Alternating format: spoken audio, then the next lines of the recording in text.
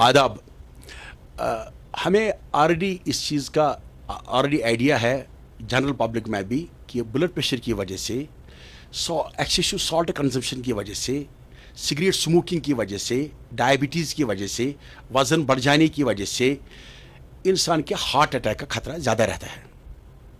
अब कुछ नई चीज़ें सामने आई है।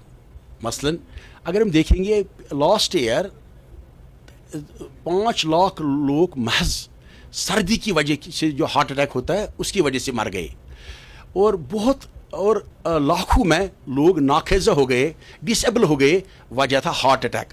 और इसका सबसे इम्पोर्टेंट प्रेसिपिटेटिंग फैक्टर है सर्दी।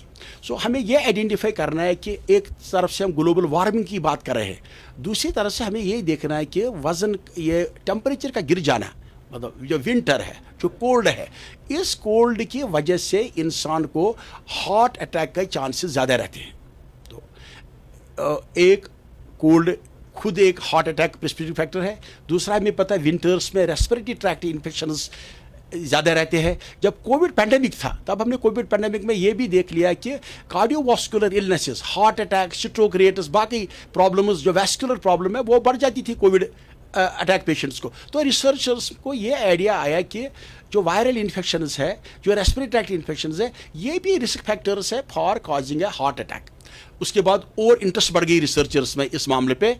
अब ये बात क्लियर है, पहले भी अक्टूबर नवंबर में जो हार्ट अटैक पेशेंट्स है, जो हार्ट फेलियर पेशेंट्स है, वो एल्डरली पॉपुलेशन है, वो नॉर्मली भी इन्फ्लुएंजा वायरल वैक्सीन लगाते हैं।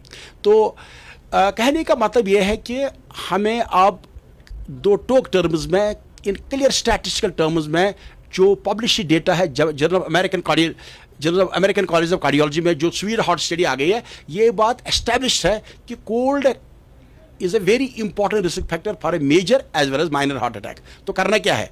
Most important thing is avoid cold, stay in a warm temperature, have the warm surroundings. Number 2, जो अब normally भी वैक्सीन लगाते हैं in autumn, those people who are predisposed, they should receive these vaccines. Thank you.